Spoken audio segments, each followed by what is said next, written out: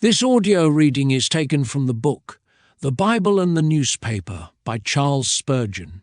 Our selected reading is entitled, Blame the Scale Maker. The woman said, "The serpent beguiled me, and I did eat." Genesis 3:13.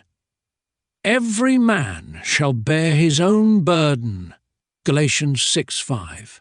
The South London Press, June 22nd, reports the following. Among a number of other cases of unjust weights and measures, Abbey, cheesemonger, one machine. Defendant said he paid a scale maker 10 shillings and 6 pence to attend to it, and the neglect was his. The chairman said one of the first things defendant should have attended to was the correctness of his scales and weights. Fined £1. Defendant thought the scale maker ought to pay the fine. The clerk, we look to you, we have nothing to do with the scale maker. National law is based upon the principle of personal responsibility, and it will not allow a transgressor to escape by pleading that he has shifted the burden of duty upon another. If in any cases responsibility could be transferred, it surely should be under the circumstances before us. But the law knows nothing of scale makers.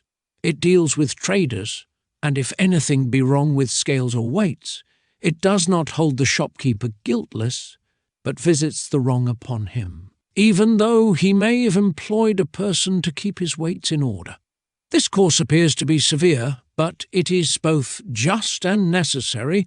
There would be no security for the purchaser, nor indeed for government itself, if the essential principle of personal responsibility could be departed from.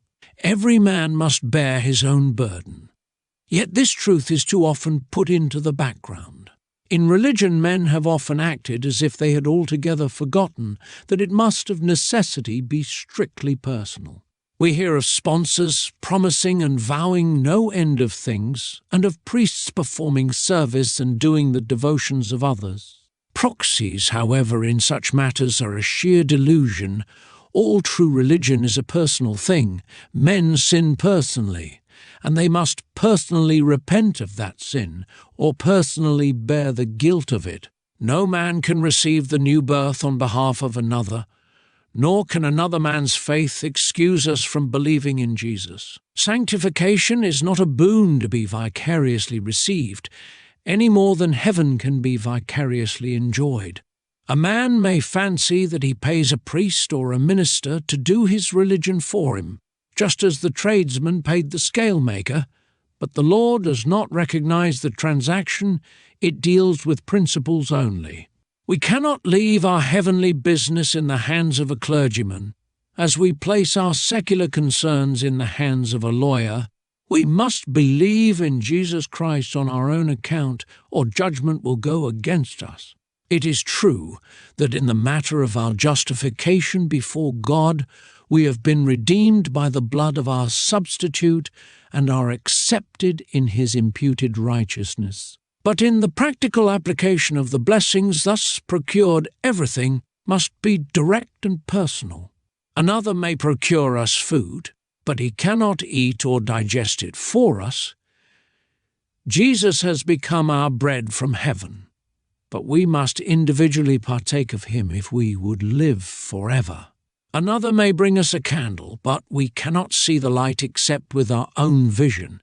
Nay more, even the Son of Righteousness makes no man to see except by his own eyes. Never then let us leave our doctrinal views to be settled for us by the Church, but let us search the Scriptures for ourselves. Let us not derive our peace and confidence from the good opinion of our pastor and the deacons, but aim at attaining a full assurance of our calling and election by the seal of the Spirit upon our own hearts. Neither let us leave the work of the Lord to be discharged by others, but honestly render our fair share of the service.